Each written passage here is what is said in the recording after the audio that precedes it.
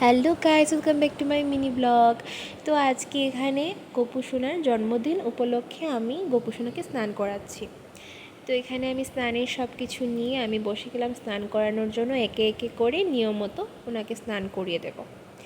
আর সাথে আরেকটা কথা হচ্ছে যে আমাদের বাড়িতে যেহেতু আমার কালীমা স্থাপিত, তার জন্য গোপুসোনাকে আমরা স্থাপিত করি না, শুধুমাত্র আমরা জন্মাষ্টমীতেই ওনাকে আমরা একটু আদর করে যত্ন সহকারে স্নান টান করিয়ে ওনাকে একটু কীর্তন করি।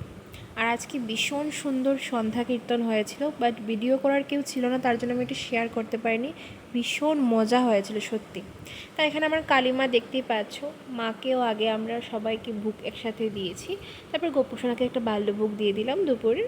তারপর সন্ধ্যার সময় আয়োজন হয়ে গেল, এখানে সন্ধ্যার আয়োজন, আর সাথে মজার কীর্তন, আর সাথে হয়েছে ধুমধাম লুট, যেটা দেখার মতো।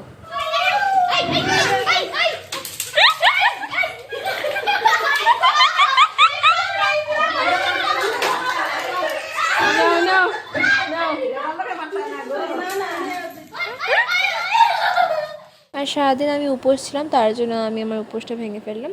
আর এখানে ছুট দিয়ে দিয়ে ওরা সবাই কীর্তন টীর্তন করে এখানে খাচ্ছিলো, আমি একটু লাগালাগি করছিলাম জাস্ট। আর এখানে দিদির সাথে একটু লাগালাগি করছিলাম। আর আমাদের বাৎসরিক যে মনসা পূজা, ওইটা কালকে, আজকে সঞ্চম, তার সাথে আমার গোপুর জন্মদিন। তো সবাই মিলে আবার সবজি কাটছে এখানে। এখানে মনসা পূজার সবজি কাটা চলছে। এখানে দিদি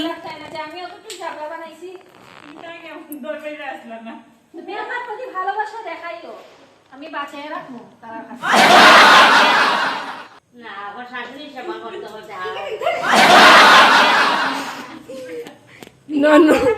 ননাস বউ দিয়ে মাইল লেগে গেছে, আর এদিকে কিছু কাম না করলে ননাস যা করে। এই যে মায়ের মূর্তি। তো কেমন লাগলো ব্লগটা কমেন্ট করে নিও। টাটা।